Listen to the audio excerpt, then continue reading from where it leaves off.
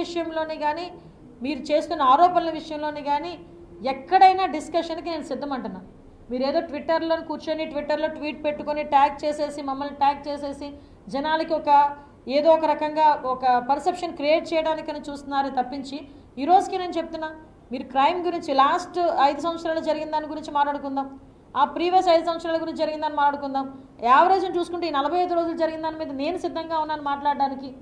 మా గవర్నమెంట్ వచ్చిన తర్వాత కూడా ఎక్కడ కూడా క్రైమ్ పెరగలేదు.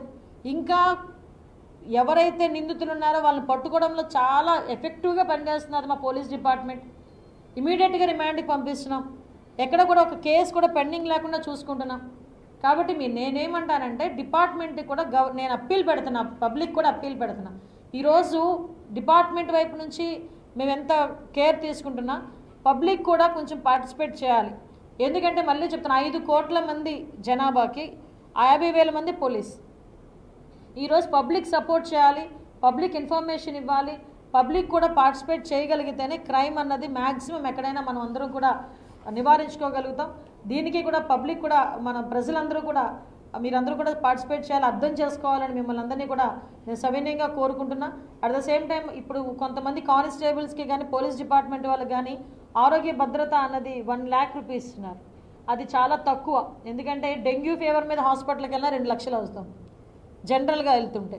సో ఈ డిపార్ట్మెంటల్ వైజ్గా వాళ్ళకున్న ప్రాబ్లమ్స్ కూడా తగ్గించడానికి, ప్రాబ్లమ్స్ అన్నీ వాళ్ళు ఏదైతే చెప్పారో ఆరోగ్య భద్రత గురించి, అదేవిధంగా చిన్న చిన్న ఈ కానిస్టేబుల్ చాలా 4-5 years నుంచి ట్రాన్స్ఫర్స్ లేకుండా ఉన్నారు, ఆ ట్రాన్స్ఫర్స్ గురించి, అదేవిధంగా ఈ వాళ్ళ ఫ్యామిలీస్ వెల్ఫేర్. మీరు నమ్ముతారా 2018లో ఈ మెడికల్ చెకప్స్ అని చెప్పి జరిగినాయి, మెగా మెడికల్ చెకప్స్ అని చెప్పి ఫ్యామిలీస్కి, పోలీస్ ఫ్యామిలీస్ జరిగినాయి.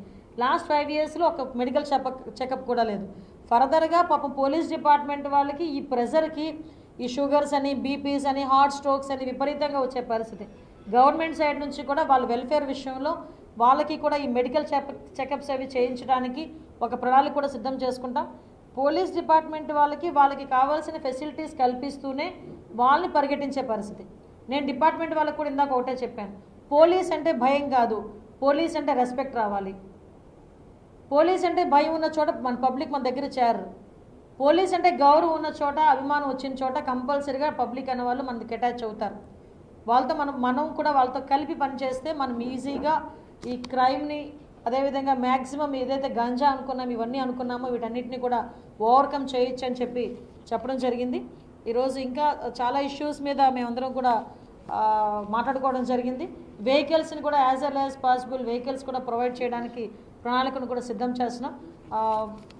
ఇంకా ఒకటి మాత్రం చెప్తున్నానండి, ఈ గవర్నమెంట్ క్రైమ్ తగ్గించడంలో కానీ, ప్రజల భద్రత విషయంలోని కానీ, ఎస్పెషల్లీ మహిళా భద్రత విషయంలోని ప్రత్యేకమైన దృష్టి పెట్టి ఎవరైనా అటువంటి ఇష్యూస్ ఏదైనా పాల్పడినట్టు జరిగినా కూడా డెఫినెట్గా వాళ్ళ మీద ఉక్కుపాదం మోపడానికి, వాళ్ళ మీద ఎటువంటి యాక్షన్ తీసుకోవడానికి సిద్ధంగా ఉంది.